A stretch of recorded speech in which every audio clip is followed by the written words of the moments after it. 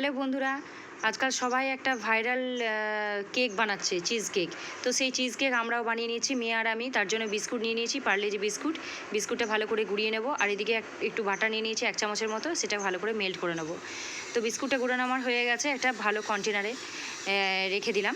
দিয়ে ওই বাটারটাকে ভালো করে মেল্ট করে নিয়ে আমি বিস্কুটের মধ্যে মাখিয়ে নেব। দিয়ে ভালো করে চেপে চেপে একটা শেপ সাইজ করে নেব। শেপ সাইজ করার পর আমি 2 থেকে 3 মিনিটের মতো ফ্রিজের মধ্যে রেখে দেবো, বন্ধ না করে, খালিতেই রেখে দেবো। আর একদিকে দুধ নিয়ে নিয়েছি, দুধটা আমি ছানা কেটে নেব, কারণ এই কেকটা বানাতে গেলে একটু ছানা লাগবে। আর একদিকে ফ্রেশ ক্রিম নিয়ে নিয়েছি। তো দুধটা ছানা আমার হয়ে গেছে। ছানাটার সাথে করে নিয়ে মানে একদম ভালো করে ছেঁকে নিয়েছি, একটুও যেন জল না থাকে।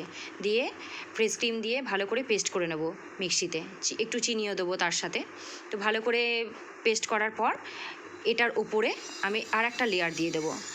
দিয়ে আবার 2 থেকে 3 মিনিটের মতো আমি রেস্টে রেখে দেবো ফ্রিজে। দিয়ে তারপরে আমাদের বাড়িতে কিছু চকলেট ছিল, সেই চকলেটগুলো মেয়ে ভালো করে মেল্ট করে নিচ্ছে।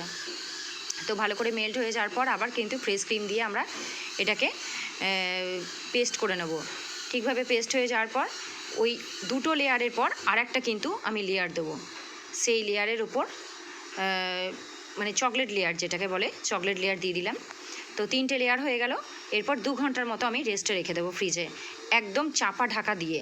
তারপর 2 ঘন্টা পর এটা বের করে নেব, মানে মোটামুটি খাওয়ার মতো হয়ে যাবে।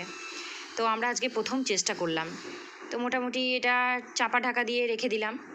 রেখে দিয়ে মেয়ে আমার মানে অস্থির করে দিচ্ছে একদম, কখন খাবো কখন খাবো। তো যাই হোক, 2 ঘন্টা পর ও খেয়ে দেখছে কেমন হয়েছে। খুব ভালো হয়েছে বলছে।